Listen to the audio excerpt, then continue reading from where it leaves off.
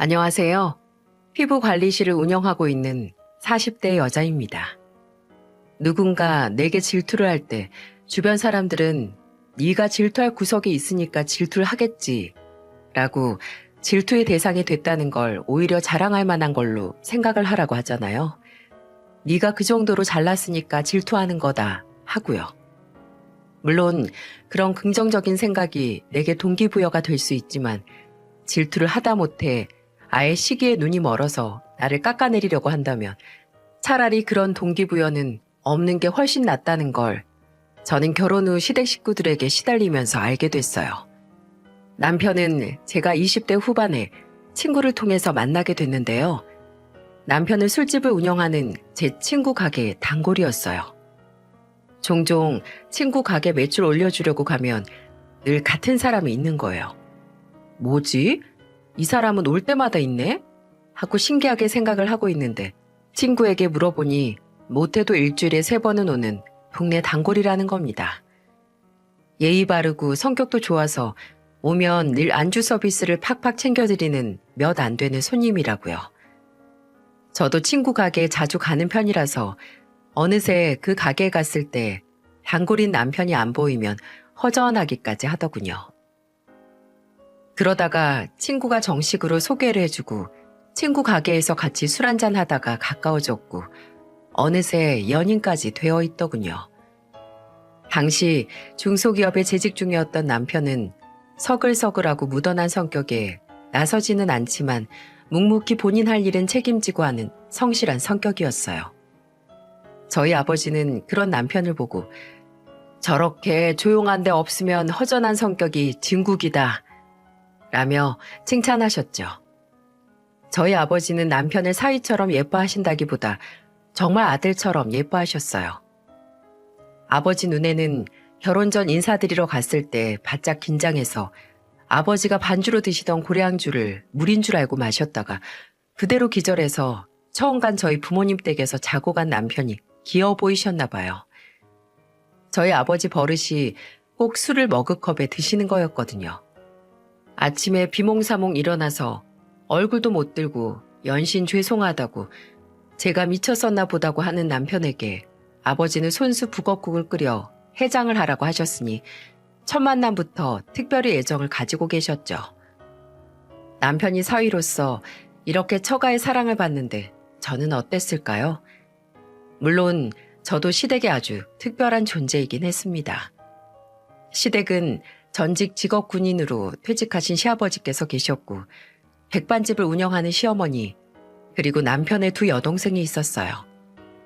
첫째 시누이는 일찍 결혼 후 가정주부였고 둘째 시누이는 보험 설계사로 일을 하고 있었어요.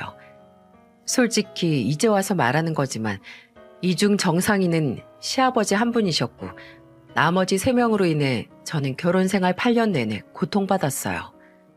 시아버지께서는 군인이셔서 그런지 첫인상이 무척 강하셨어요. 생김새가 무서운 건 아니었고 작은 행동 하나하나에서 어딘지 절개가 느껴진다고 해야 하나요? 뭔가 흐트러져 있는 걸 보지도 못하셨고 또 본인도 흐트러져 있는 걸 못 견뎌하셨어요. 왜 사람이 집에서는 소파에 좀 널브러져 있을 수도 있잖아요. 집에서 입는 옷에 뭐 좀 묻힐 수도 있고요.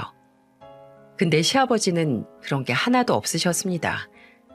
소파에 앉아있을 때도 등받이에 편히 기대 있는 모습보다는 허리를 꼿꼿이 펴고 있는 걸 더 많이 본 것 같아요. 그래서 시아버지께서 앉아있는 걸 보면 저도 모르게 저도 허리를 펴고 턱을 당겨서 바른 자세로 앉게 되더라고요. 또 옷에 뭐 하나라도 묻으면 바로 갈아입으셨고 식사도 어찌나 정갈하게 드시는지 쌀밥 위에 반찬이 묻어나는 것도 싫어하셨죠. 이건 단순히 전직 군인 출신이라 그렇다기보단 그냥 타고난 성격이 깔끔하시고 각이 잡힌 분인 것 같았어요. 그리고 시어머니는 무슨 말부터 해야 할까요? 생각해보면 어쩌면 저희는 첫 만남부터 잘못됐었던 걸지도 모르겠습니다. 제가 결혼 전에 시부모님을 뵈러 갔을 때 선물로 제가 직접 만든 떡을 가져갔거든요. 제가 원래 직접 뭘 만드는 걸 좋아하고 특히 음식을 잘해요. 에스테틱 샵을 운영 중이지만 종종 왜 요식업 안 하냐는 말을 들을 정도로 솜씨가 좋습니다. 그래서 시부모님께 제가 직접 만든 음식을 선물로 가져간 거고요. 인터넷으로 박스로 예쁜 걸로 사서 포장해서 갔죠. 시아버지는 며느리 솜씨 빨리 보고 싶다며 그 자리에서 바로 열어서 드시고 정말 좋아하셨어요. 이야, 은정이 솜씨가 보통이 아니다. 내가 원래 떡을 잘 안 먹는 사람인데 이거 입에 쩍쩍 달라붙는 게 아주 중독성이 있어. 많이 안 달아서 마냥 먹을 수 있을 것 같고. 아버지, 은정이가 간식뿐만 아니라 음식 대부분 다 잘해요. 현재 너 결혼하면 살찌겠다. 은정이가 해준 음식 오래 먹고 싶으면 지금부터 몸 관리 잘해. 시아버지께서 너무 맛있게 드셔주셔서 참 다행이라고 생각했는데 전문 평가단의 평은 따로 있었네요. 당신도 참 입에 쩍쩍 붙는 게 뭐가 그리 좋다고. 그게 잘 만들어서 그런 게 아니라 재료 배합이 잘못된 거지. 그래서 그런지 난 어째 좀 텁텁하다. 뭐 이것도 초보가 처음 만든 것 치곤 잘한 거지만 애썼네.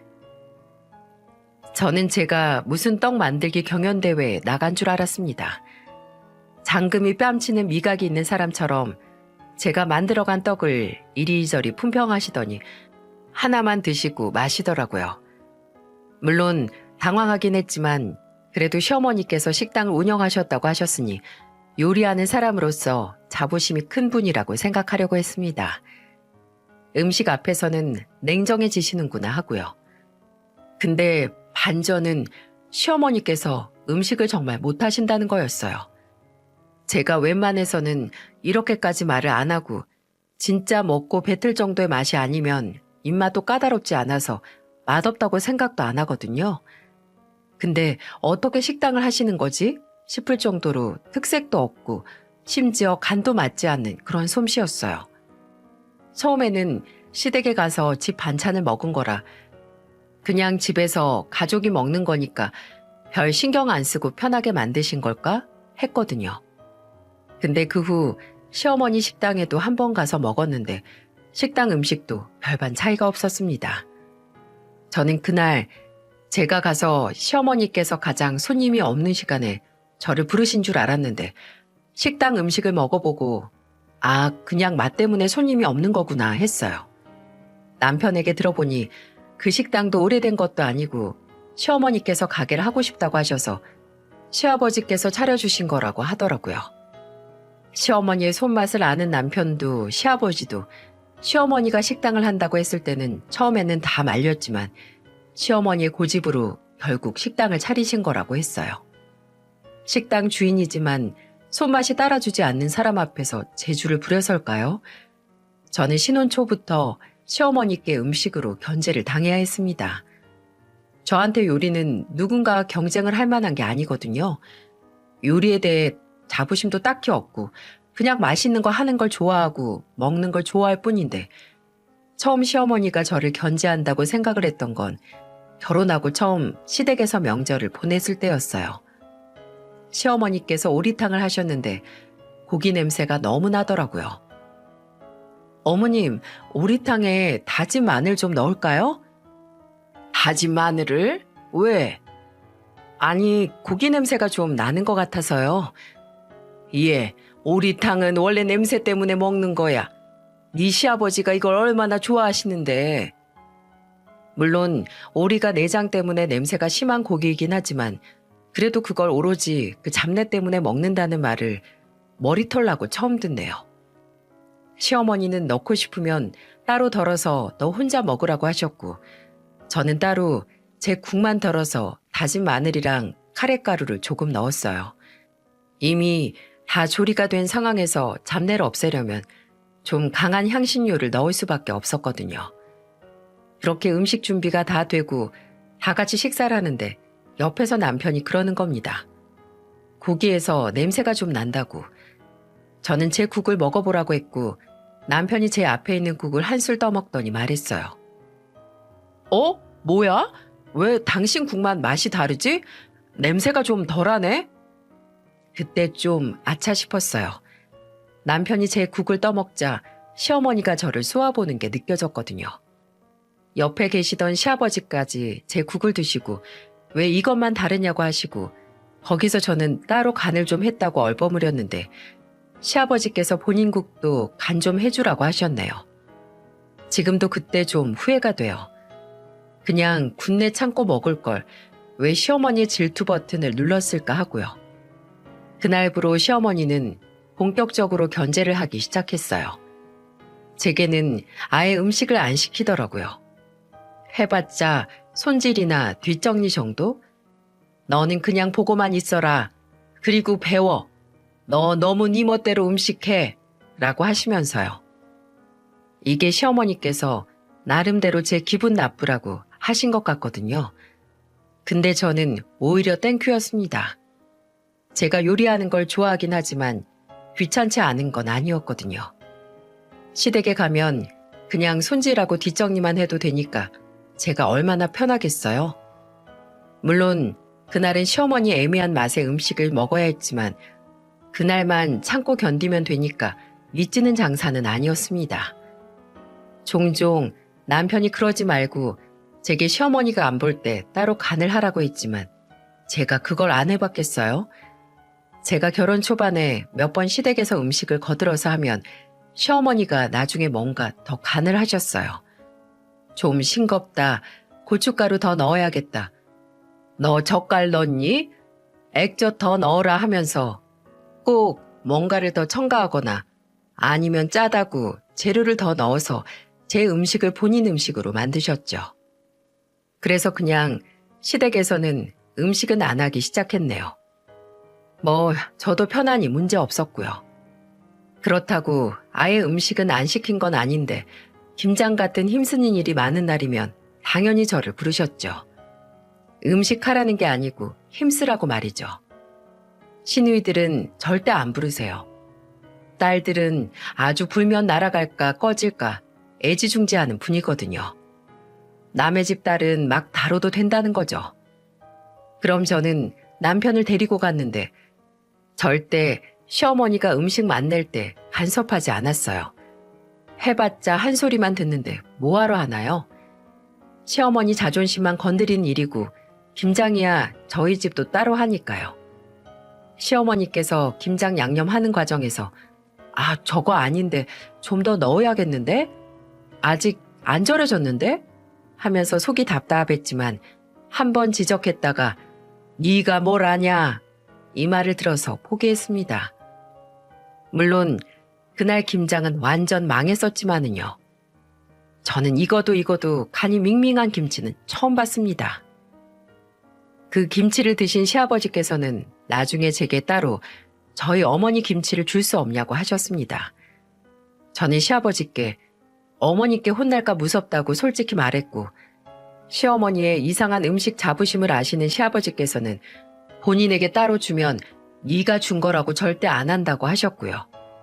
시어머니께서 유난히 제가 만든 음식에 대해 예민하게 구셔서 무슨 밀수하는 것도 아닌데 시아버지께서도 따로 제게 반찬을 몰래 받아서 드셔야 했습니다. 처음에는 그런 시어머니가 안쓰럽기도 했어요. 노력을 하는데도 실력이 안 늘고 잘하고 싶은데 안 되는 거라고 생각을 했거든요. 근데 그것도 아니었어요. 결혼하고 오랫동안 시어머니를 지켜보니 시어머니는 본인의 오만과 고집으로 요리 실력을 못 키우는 거였습니다. 자신이 아는 조리법과 좀 다른 걸 알려드리면 바로 내 방법이 맞는 방법이야 라고 하시며 다른 방법은 전부 틀린 방법으로 생각을 하셨고요. 다른 방법으로 해볼 시도조차 하지 않으셨어요. 그리고 제 음식이 조금이라도 다른 사람들의 칭찬을 받는 걸 못 견뎌 하셨고요. 그래서 더 제 음식을 두고 보지도 못하셨고 그저 깎아내리기 바쁘셨어요. 너는 그저 조미료만 들이부으면 다냐. 너는 음식을 대충 한다. 인터넷에서 유행하는 건 다 해보는 거냐고 음식 철학이 없다고 하시면서요. 그러니 처음에 시어머니를 안쓰럽게 생각하던 생각이 증발됐죠. 슬픈 건 시어머니께서 그렇게 깎아내리셔도 가족들은 가뭄에 콩나듯 식탁 위에 등장하는 제 음식을 좋아했던 겁니다. 한 번은 정말 제가 밀수한 물건 전달하듯 시아버지께 제가 담근 김치를 드렸거든요. 그리고 그걸 시아버지는 냉장고 깊숙이 넣어두시고 시어머니 몰래 드셨죠. 근데 시댁에 놀러온 첫째 시누이가 제 김치를 먹게 됐고 시어머니께 이런 소리를 한 겁니다. 엄마, 음식 솜씨가 는 것 같은데? 이거 이번에 담근 김치 맞죠? 너무 맛있어. 엄마가 이제껏 했던 김치 중에 제일 맛있어요. 제 김치를 시어머니 김치인 줄 알고 첫째 시누이가 폭풍 칭찬을 한 거죠. 그렇게 딸들이라면 죽고 못 사는 시어머니도 그 사건으로 몇 주는 첫째 시누이 연락은 안 받으셨다고 하더라고요. 물론 제 음식을 폭풍 칭찬한 시누이도 제게 호의적인 건 아니었습니다. 기억하시나요? 제가 시댁 식구들 중 3명이 제게 고통을 줬다고. 시어머니께서 애지중지 키운 제 시누이들도 시어머니와 더불어 저를 아주 괴롭게 했어요. 첫째 시누는 따지고 보면 결혼 초반에는 얼굴도 잘 못 봤어요. 시댁에도 잘 안 오고 가족 행사도 참석을 안 했거든요. 제가 결혼하고 나서 4년 정도 지났을 때 첫째 시누이가 이혼을 하고 시댁에 자주 찾아오게 됐고요. 그맘때쯤 첫째 시누이의 버릇이 있었는데 그건 아무나 붙들고 이혼 이야기를 한다는 거였어요. 그냥 무슨 이야기든 그러다 이혼한다. 내가 그러다가 헤어졌잖아.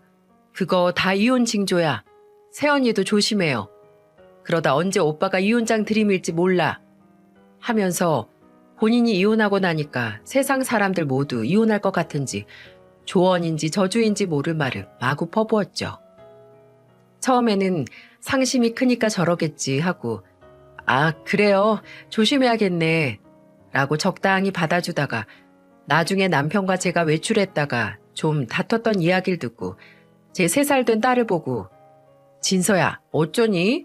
네 엄마 아빠 갈라설지도 모르겠다. 둘 중 너 누구랑 살래? 라는 말을 하는 걸 듣고 더 이상 선을 넘게 하면 안 될 것 같더라고요. 그래서 첫째 시누이를 빤히 보다가 웃으면서 말했어요. 어머 아가씨 우리가 왜 이혼을 해요? 아가씨같이 좋은 본보기가 있는데 아가씨가 해주는 조언들 가슴에 새기고 잘 살아야죠. 첫째 시누이는 비단 말 뽐새만 꼴보기 싫은 게 아니라 인성도 별로였는데요.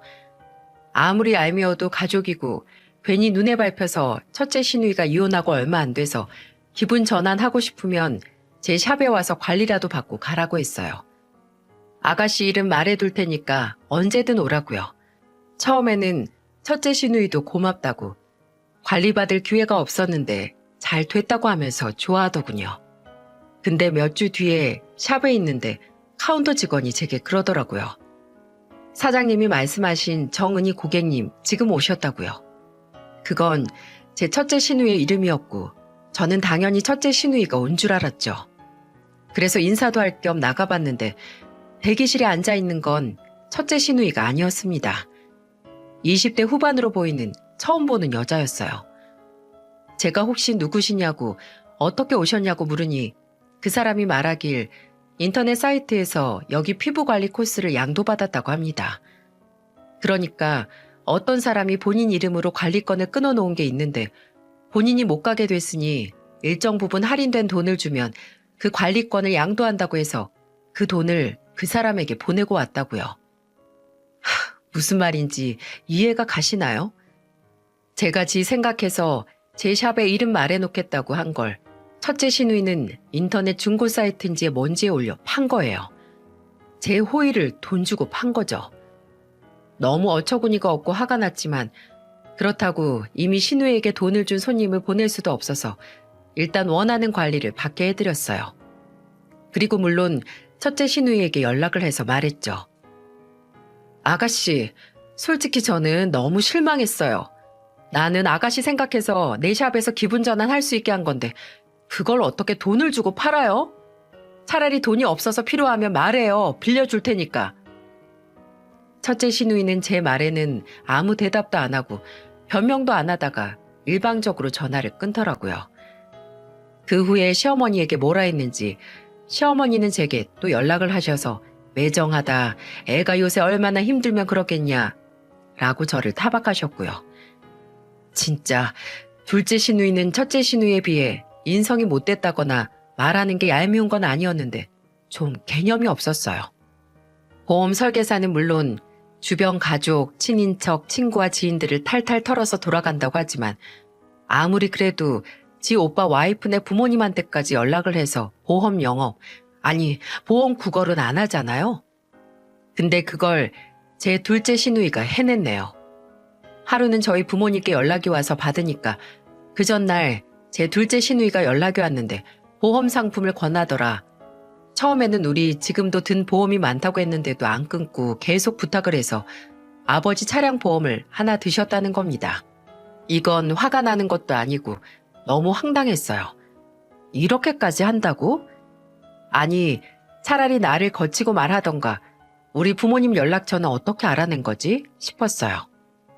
알고 보니 시어머니께서 알려줬다고 하더군요. 둘째 시누이는 나중에 이걸 안 시아버지께 요절이 날 뻔했습니다. 사부인하고 사돈 어른께 쪽팔리고 죄송하다고 말이죠. 하지만 여러분, 놀라운 사실은 제가 지금까지 말했던 사건들보다 몇 배는 더 황당하고 화가 치밀어 오르다 못해 폭발할 것 같은 이 세 모녀의 악행이 있다는 거예요. 제가 결혼하고 7년이 되어갈 때쯤 일어난 일이었죠. 이제 몇 년만 지나면 딸이 초등학교 입학을 할 시기였어요. 남편은 그 당시 있던 회사에서 연봉을 올려 다른 회사로 이직을 할 건지 아니면 승진을 해야 할지 고민하고 있었어요. 근데 동시에 다른 일을 하고 싶어 하기도 했습니다. 어차피 작은 중소기업에서 연봉을 올려도 제자리 걸음이나 다름없고 승진을 해도 하는 일만 많아질 뿐 뭔가 비전이 없다고 하더군요. 그런 남편의 고민을 해결해 준 건 다름 아닌 장인어른인 저희 아버지셨습니다. 저희 아버지는 원래 부동산을 하셨는데 투자로 돈을 꽤 버셨거든요. 그렇게 모은 돈으로 제가 결혼하기 전에 4층짜리 작은 건물도 매매하셔서 은퇴 후에는 건물 관리하고 임대료 받으면서 생활을 하셨어요. 물론 투자 활동도 계속 하셨고요. 아버지께서는 일에 대한 고민이 있는 남편에게 차라리 일을 그만두고 생각이 있다면 창업을 하라고 하셨습니다. 자금은 본인이 도와주겠다고 하시면서요. 그렇게 아버지께 물심양면 도움을 받은 남편은 회사 후에 큰 타이어 가게를 열어서 지금까지도 운영 중입니다. 시아버지께서는 이 소식을 듣고 사돈 어른께 면목이 없을 만큼 큰 은혜를 지셨다고 감사하시다고 따로 저희 아버지를 만나 인사를 하셨죠. 시어머니께서는 딱히 별다른 반응이 없으셨어요. 그냥 잘 됐네 하는 정도? 문제는 시누이들이었습니다. 남편이 새로 매장을 낸다는 소식을 들었을 때 둘째 시누이가 한 말이 뭔 줄 아세요? 와, 오빠 장가 잘 갔네. 처가댁에 결혼한 지 10년도 안 돼서 사장 소리도 듣고. 언니, 우린 뭐 없어요? 오빠는 본인 명의 가게도 생기는데. 이게 또 뭔 소린가 싶으시죠? 그저 놀랍기만 했습니다. 대체 이 사고회로가 어떻게 생겨 먹었으면 생각이 저리로 튀지 싶더라고요. 그때는 황당해서 웃음이 나왔고 아가씨들이 나랑 결혼했어요? 라고 가볍게 받아쳤지만 그 후로 첫째 시누이가 이상한 행동을 하기 시작하더군요. 갑자기 제 일에 급격하게 관심을 갖기 시작했어요.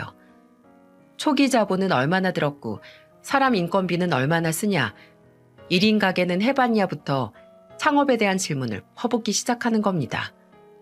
또 한 번은 제게 저희 아버지 건물에 갔다 왔다고 하더라고요. 건물이 오래됐어도 깨끗했고 뭐가 있고 하면서 말이죠. 근데 저희 아버지 건물에는 뭐 작은 상점이나 병원 약국 정도밖에 없거든요. 아무리 생각해도 그 먼 동네까지 첫째 시누이가 간 게 이해가 안 됐는데 다 제게 말도 안 되는 부탁을 밑도 끝도 없이 하기 위해 깔아둔 밑밥이었습니다. 첫째 시누이는 본인이 가게를 차리고 싶은데 저희 아버지 건물에서 하고 싶다고 했어요. 제가 왜 하필 거기냐고, 가게를 낼 거면 다른 좋은 지역도 많고 아가씨 사는 곳에서도 멀지 않냐고 차라리 다른 곳을 알아봐라 라고 했는데 첫째 시누이는 오히려 제가 이상한 말을 하는 것처럼 어리둥절한 표정을 짓더니 말하더군요. 당연히 언니 아버지 도움 받으려고 거기 가는 거죠. 저도 돈만 있으면 더 목 좋은 데 가고 싶어요. 근데 거기가 언니 아버지 건물이니까 계약금 없이 임대료 좀 싸게 도움받아서 들어갈 수 있을 것 같아서요. 아가씨, 저희 아버지가 아가씨한테 가게 싸게 내놓는다는 말 한 적 있어요?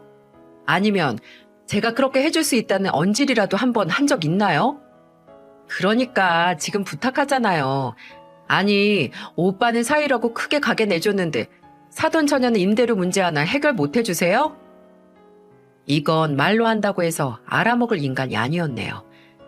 이미 상식선을 한참이나 넘은 인간에게 무슨 말을 또 하겠어요?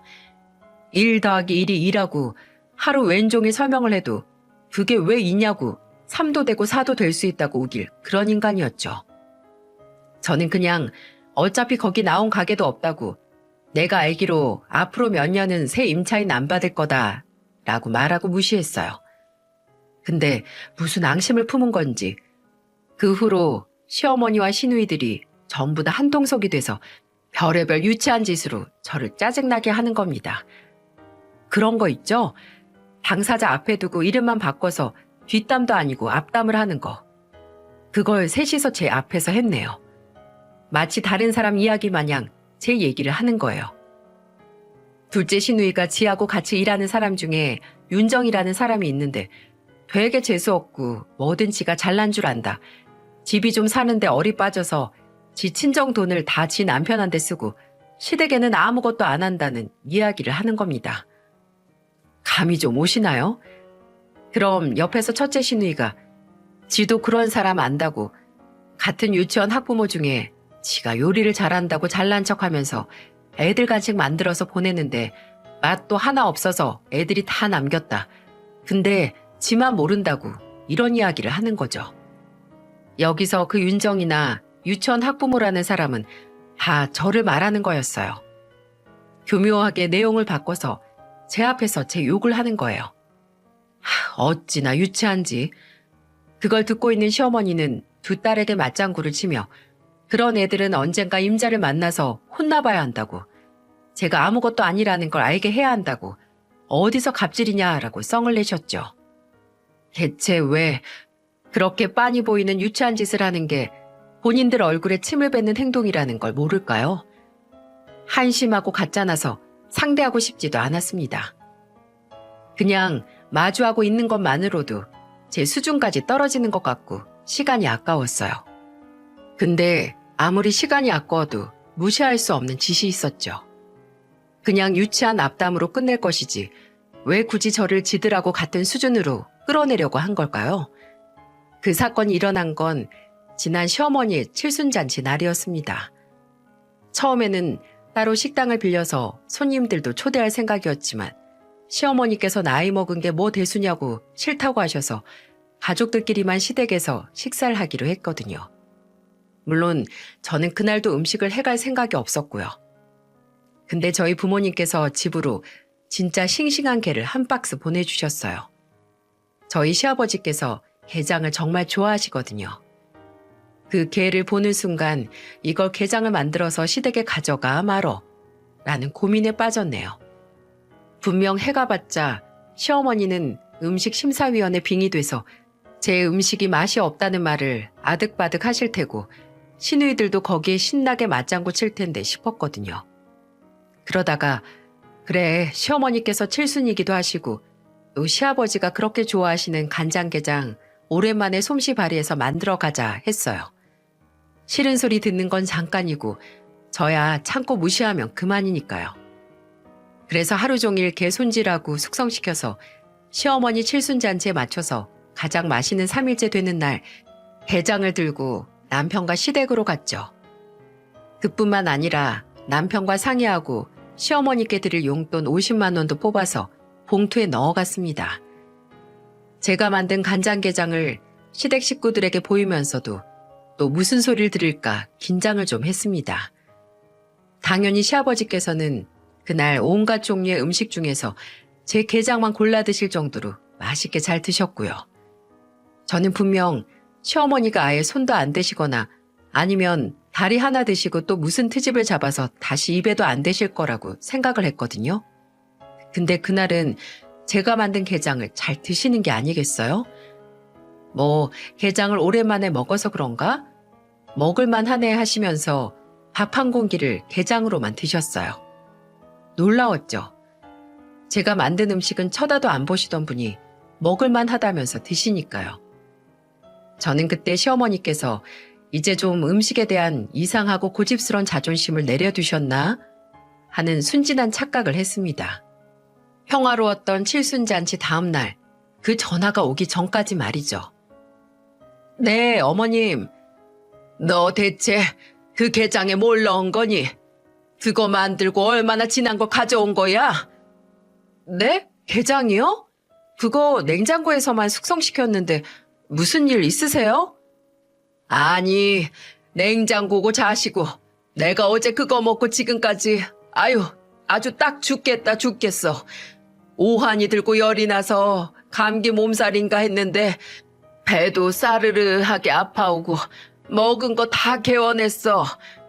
어머, 어떡해 어머님. 지금은 괜찮으세요? 괜찮을 리가 있니? 사람이 아주 녹즙기가 따로 없는데 그래도 토하고 나면 괜찮은 줄 알았어. 그냥 배탈인가 보다 하고. 근데 몸에 이제 두드러기까지 난다. 이게 대체 어떻게 된 거니? 너 아주 시애미 칠순날 날 잡아서 보내려고 일부러 그러는 거니? 대체 음식에 무슨 짓을 했길래 내 몸 상태가 이런 거야? 하루 종일 토하고 화장실을 들락날락하고 열 때문에 정신이 없어서 힘이 다 빠졌다는 사람과는 확연히 다르게 아주 쩌렁쩌렁한 목소리였습니다. 그때는 당장 그 말이 거짓말이라고 의심은 못했어요. 단순히 시어머니께서 내가 만든 음식을 드시고 탈이 나셨다니 큰일이라는 생각만 들었죠. 병원은 다녀오셨어요? 아버님하고 아가씨들은 아무 연락 없었는데. 네 시애비나 시누이들이 무슨 상관이야? 내가 지금 죽겠다는데. 내가 병원 갈 힘도 없어서 못 갔어. 아니, 그걸 다 같이 먹었는데 다른 사람들은 탈났다는 사람이 없어서요. 저도 남편도 괜찮고요. 어머니 그럼 일단 저하고 같이 병원 가서. 예, 정말 웃기네. 그럼 뭐야? 내가 지금 괜히 며느리한테 트집 잡자고 거짓말하는 것 같아? 아니요, 그게 아니고 다른 사람들은 괜찮아 해서 한 말이에요. 그리고 당연히 제가 어머님 모시고 병원도 가야 하고요. 그래서 네 말은 같이 병원 가서 진단 받고 네 눈으로 확인을 해야 내 말을 믿겠다 이거잖아. 예, 됐어. 음식으로 나 독살하려는 애한테 무슨 말을 하니? 너 딱 기다려라. 내가 병원 가서 진단받고 분명히 이게 네가 만들어 온 게장 먹고 걸린 식중독이라는 거 증명할 테니까. 이때 이건 아무래도 지발저린 것 같다는 느낌이 들더라고요. 별말 하지도 않았는데 국회에서 역정을 내는 게 아무리 생각을 해도 수상했죠. 특히 다 같은 음식을 먹고 한 명만 탈이 난다? 개인적인 알러지 반응이 아닌 이상 힘들지 않나요? 저는 제게 각오하라는 시어머니께 알겠다고 했습니다. 진단서 떼서 보여주시라고 했어요. 시어머니께서는 알겠다고 내가 병원 가서 떼고 너네 집으로 가겠다고 하시고 전화를 끊으셨어요. 저는 이것도 좀 이상했어요. 왜 직접 온다고 하신 걸까 하고요. 분명 평소에 시어머니라면 본인 집이나 식당으로 오라고 엄포를 놓으셨을 텐데 말입니다. 저는 누구보다 제가 만든 그 문제의 게장을 많이 드신 시아버지도 걱정이 좀 돼서 시어머니께서 병원에 가신다고 한 날 저녁 남편과 함께 시댁으로 갔습니다. 시댁에는 시아버지는 안 계시고 시어머니만 계시더라고요. 예, 내가 너네 집으로 간다고 했는데 왜 왔니? 어머니 걱정도 되고 혹시 아버님도 편찮으실까 해서 보러 왔어요. 몸은 좀 괜찮으세요? 괜찮을 리가 있니? 아직까지도 오한에 속도 울렁거리고 몸에 두드러기도 안 가라앉아서 식당도 안 나갔잖아. 근데 어떻게 엄마만 식중독이 걸려요? 다른 사람들 다 괜찮은데. 엄마, 난 오늘 아침도 게장이랑 밥 먹었어요.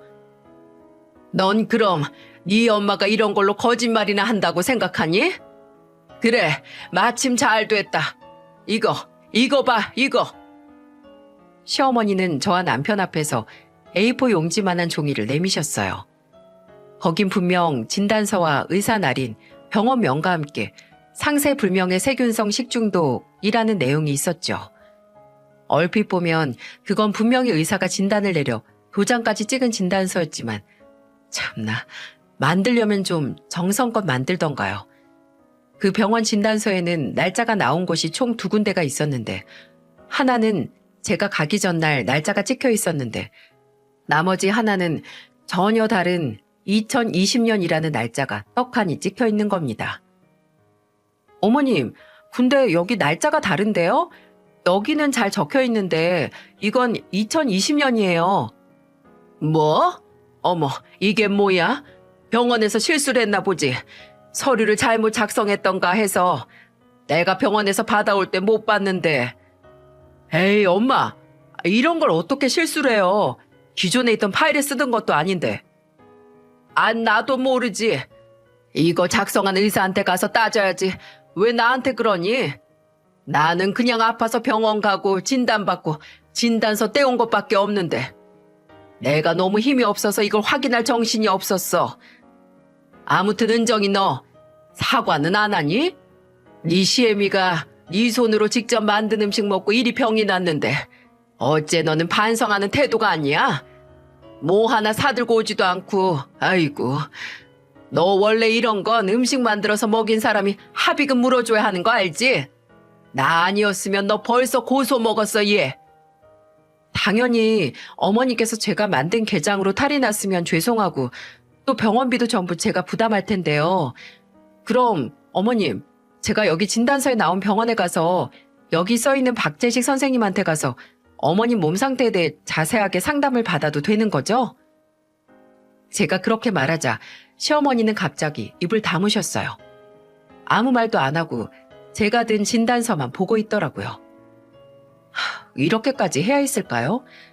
며느리한테 큰소리 한번 치고 며느리 탓하고 싶어서 이렇게까지. 꿀 먹은 벙어리, 아니 대박 먹고 탈났다는 벙어리가 돼서 입을 꾹 다문 시어머니를 참담한 심정으로 바라보는데 그때 시아버지께서 집으로 들어오셨어요. 아버지 오셨어요? 그래. 근데 너희는 왜 와 있냐? 연락도 없이. 엄마가 이 사람이 만든 게장 드시고 아무래도 식중독 같다고 하셔서요. 병원 다녀오셨다고 해서 상태도 확인할 겸 왔어요. 식중독? 아니 같은 거 먹고 네 아빠는 이렇게 말짱한데 네 엄마는 식중독 걸리는 게 말이나 되냐? 당신 탈났었어? 어머니 말로는 하루 종일 열나고 오한에 시달리셨다고 했는데 모르셨어요? 구토도 하시고 화장실에서 살았다고 하셨는데 몸에 두드러기도 나셨대요. 뭐? 참나, 그게 무슨... 당신 어디 이리 와봐. 아유, 왜 이래? 애들 앞에서. 제 말을 듣던 시아버지는 갑자기 시어머니 뒤로 가서 옷을 걷어올리셨습니다. 시어머니는 놀라서 옷을 내리려고 실랑이를 했지만 시아버지는 그저 시어머니의 맨 등판만 무서운 얼굴로 보고 계셨어요. 두드러기는 무슨 얼어 죽을. 당신 똑바로 말해. 식중독? 은정이가 만든 게장 오랜만에 먹는다고 좋다고 먹어놓고 이제 와서 뭐 식중독이라고? 내가 당신 토하고 열나는 걸 보질 못했는데 무슨 식중독이야? 이거 봐. 등판에 뭐 하나 없는데 두드러기가 나긴 어딜 났다고. 진짜 났었어. 당신이 나한테 통 관심이 없어서 몰랐던 거지. 속도 울렁거렸다고 저기 진단서도 있잖아. 속이 안 좋단 인간이 오늘 아침 대바람부터 고기 먹는다고 그렇게 설쳤어. 그리고 뭐? 진단서? 은정아, 그 진단서 나도 좀 보자. 근데 날짜가 좀 이상해 아버지. 하나는 제대로 날짜가 찍혀 있는데 하나는 2020년이더라고요. 당신 바른 대로 말해. 이거 뭐야? 이거 어디서 났어? 컴퓨터 하나 할 줄 모르는 사람이 이걸 혼자 만들 리도 없고. 누구야? 이거 누가 만들어줘서 며느리한테 공갈 협박이나 하고 앉아있어? 얼른 바른 대로 말 안 해? 화가 잔뜩 나신 시아버지는 한 손에 들고 있던 비닐봉투를 바닥에 내리꽂으셨어요. 거기서 막걸리 몇 병이 나왔는데 집에 오시다가 마트에 들르셨나 보더라고요. 근데 문제는 그 바닥에 내리꽂힌 막걸리 병들 중 하나가 퉁 하고 튕기더니 그만 터진 겁니다. 새삼 막걸리에 약간 탄산이 있다는 걸 깨달았네요. 그게 터지면서 바로 옆에 있던 시어머니께 내용물이 다 튀었는데 볼만하더군요. 어머, 이 인간이 미쳤어. 이게 뭐 하는 짓이야? 나야말로 묻고 싶다. 이게 뭐 하는 짓이야? 부끄럽지도 않아? 당신 나이 이제 7순이 넘었는데 딸뻘 되는 며느리 죄인 만들고 싶어서 이딴 짓이나 해. 당신 빨리 말 안 해? 이거 누가 했냐고. 그래, 물어서 뭐하냐. 은이나 주희 이것들 중 하나겠지. 당신이 그렇게 끼고 돌던 딸들한테 이제 이런 쓰잘데기 없는 거나 시키고 말이야. 엄마, 이거 사문서 위조예요, 위조. 엄연히 범죄라고. 뭐하러 이런 것까지 만들어요, 대체. 왜? 왜 나한테만 다들 난리야. 내가 안 만들었어. 은희가 먼저 이렇게 하자고 했고 이거 진단서 만든 건 주희가 했단 말이야. 그래, 당신만 억울하기도 하겠지. 그럼 은희, 주희 얘네들도 불러. 아주 다 불러서 삼자 대면 하자고. 시아버지는 뭐 그럴 것까지 있냐고 하면서 말리는 시어머니를 무시하고 시누이 2명에게 연락을 돌리셨습니다. 당장 집으로 들어오라고, 당장 안 오면 가만 안 둔다고 하시면서요. 시댁에서는 정말 온 가족이 모여서 청문회 저리 가라 할 정도로 냉랭하고 긴박한 삼자대면이 펼쳐졌습니다. 시아버지는 집에 도착한 시누이들을 차례대로 거실 가운데 무릎을 꿇려 앉혔고 추궁을 하셨어요. 니들이 제정신이냐? 가족을 모아마자고 이딴 비열한 짓이나 해? 네 엄마가 만들어달라고 해도 니들은 말렸어야지. 아빠, 너무한 거 아니에요? 여기서 아빠 딸 주희랑 나예요. 근데 왜 맨날 새언니 편만 드는 건데? 네가 나이가 몇인데 아직까지 네 편 내 편 가르고 앉아있어. 그리고 뭐? 자식이면 뭐 이거사. 자식이라고 있는 것들이 이딴 불법행위나 저지르고 하나는 이혼해서 아직도 자리도 못 잡고 빌빌거리고 다니고 또 하나는 보험 판다고 주변 사람들이나 괴롭히고 니들이 내 자식이라고 해도 아닌 건 아니야. 제발 철 좀 들어라. 당장 솔직하게 말해. 당신도 대체 왜 이런 짓을 한 건지 말하라고. 시아버지께서는 당장 누구 목이라도 칠 기세로 시어머니와 시누이들을 몰아세우셨고 끝내 새 모녀의 입에서 그 이유가 나왔어요. 사실은 언제나 간단하고 들어보면 참 아무것도 아니죠. 시어머니 입에서 나온 것도 그랬습니다. 그냥 제가 얄미웠대요. 질투가 나서 그랬답니다. 그래서 식중독이라고 해서 제게 합의금으로 돈을 받으려고 했다고요. 제가 마음에 안 들면 차라리 툭 터놓고 대화를 하든 한 대씩 주고받아 때리든 할 것이지 이게 뭔가요 대체? 어처구니가 없고 고작 그런 일로 제 잘못도 아닌 이딴 일로 제가 시간 낭비, 에너지 낭비에 받은 스트레스가 어마어마하다는 걸 생각하니 우라가 다 치밀었어요. 남편도 시누이들에게 너네 사문서 위조로 고소해도 할 말 없는 거 아냐고 화를 냈고 시아버지께서도 분이 안 풀리시는 게 연신 시근덕거리면서 숨을 고르시더군요. 그리고 말씀하셨죠. 당신 당장 장사 접어.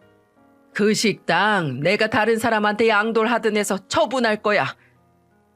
여보, 현재 아빠, 갑자기 그게 무슨 소리야? 내 식당을 왜? 그게 왜 당신 식당이야?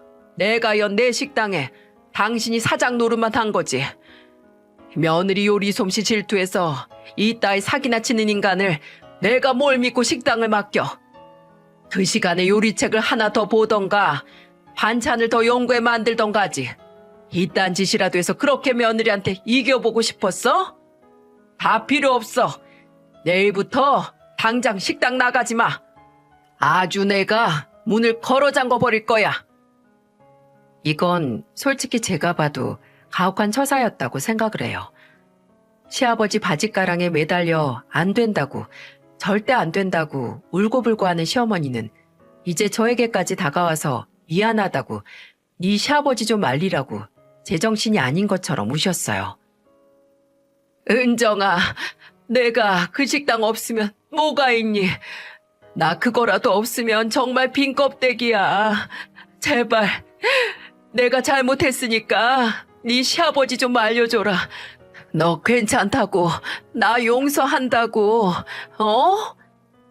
시아버지께서는 둘째 신우에게는 이혼 후 되는 대로 사는 거 꼴보기 싫다고 제대로 직업 갖고 자리 잡기 전에는 절대 찾아오지 말라고 엄포를 내리셨고, 둘째 신우에게는 너한테 든 보험 다 끊을 거라고 하셨지만 아무리 생각을 해도 시어머니에게 내린 벌이 가장 심했네요. 물론 장사가 잘 안 되긴 했어도 시어머니는 식당을 한다는 것에 대단한 자부심을 가지고 계셨고, 또 이제 소소한 용돈벌이를 할 길이 사라지는 거잖아요. 그래서 이건 아무래도 아니다 싶었어요. 그래서 저와 남편은 아무래도 시어머니가 잘못을 하셨어도 식당을 아예 빼앗는 건 너무하다라고 말했습니다.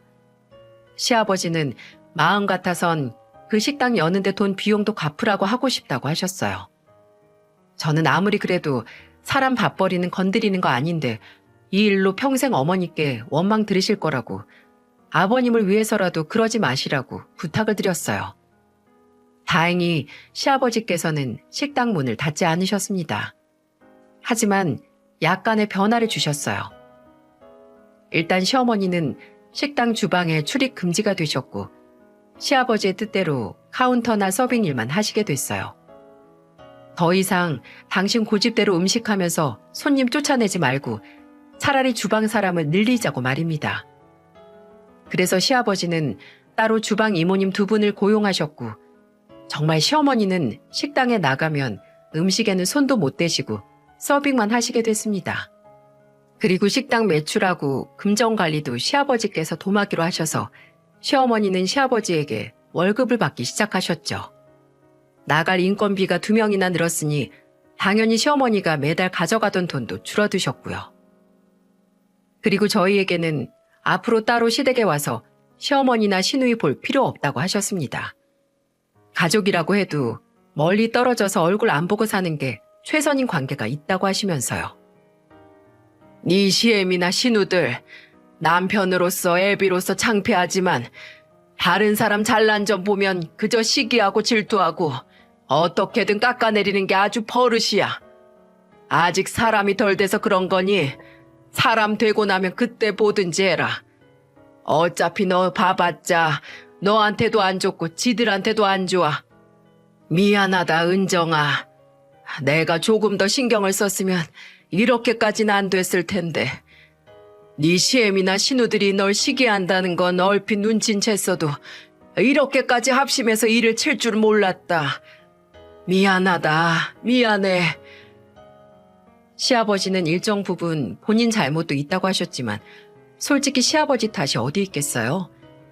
시아버지께서는 남편을 제외하고 제가 가장 의지하고 믿은 가족인데요.